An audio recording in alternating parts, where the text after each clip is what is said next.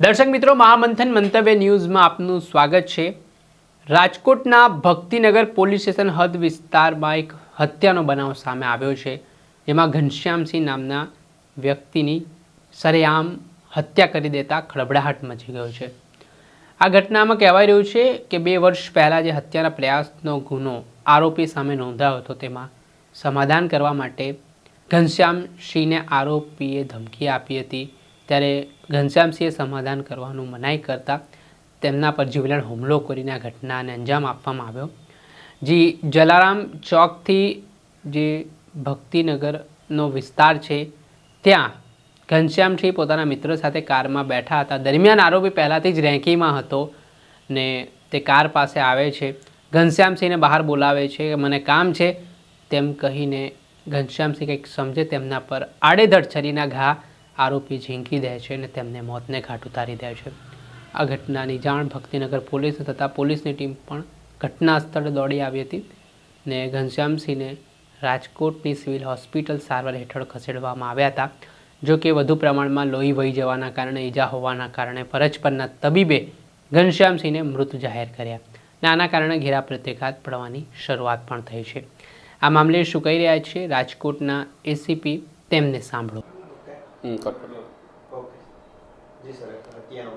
Bhaktinagar police સ્ટેશનમાં 1 ઓગસ્ટના રોજ સાંજના 6:30 વાગે એક હત્યાનો બનાવ બનેલો। તેમાં ઘનશ્યામસિંહ વાઘેલા નામના ઈસમ છે, તેનું ચક્કુ દ્વારા આ કામના આરોપી છે ધર્મેન્દ્રસિંહ મહેન્દ્રસિંહ વાઘેલા, તેના દ્વારા ખૂન કરવામાં આવેલું અને એ બાબતનો શરૂઆતમાં ગંભીર ઈજા થતાં એમને ગોકુળ હોસ્પિટલમાં દાખલ કરેલા અને ત્યારબાદ બીજા દિવસે એમનું મરણ થતાં ખૂનનો ગુનો દાખલ કરવામાં આવેલ છે અને આ કામની તપાસ પીઆઈ ભક્તિનગર પીઆઈ પરમાર સાહેબ કરી રહ્યા છે અને આગળની તપાસ ચાલુ છે। હાલ આ કારણમાં એવું છે કે અગાઉ પણ આ કામના જે મરણ જનાર છે એમને એમના કૌટુંબિક ભાભી સાથે સંબંધ હોવાના કારણે તેમનો અગાઉ પણ ઝઘડો થયેલો ને એ બાબતે અગાઉ પણ ગુનો દાખલ કરવામાં આવેલો ને આ મરણ જનાર પર હિંસક હુમલો થયેલો ને એમાં બચી ગયેલા અને બીજી વખત આ કામના આરોપી મરણ જનારનું મૃત્યુ થયેલ છે હુમલામાં।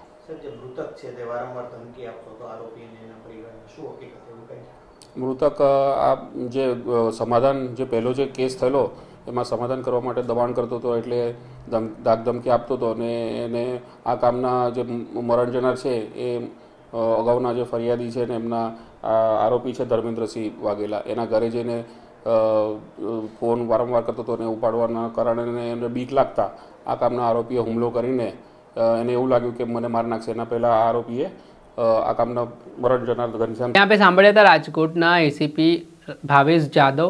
આ હત્યાની ઘટનાને લઈને પોલીસે સીસીટીવી ફૂટેજ, હ્યુમન ઇન્ટેલિજન્સની મદદ લઈને આ હત્યામાં સંડોવાયેલા આરોપીની ધરપકડ પણ કરી છે ને તેની સામે હવે કાયદેસરની કાર્યવાહી પણ કરવામાં આવી છે।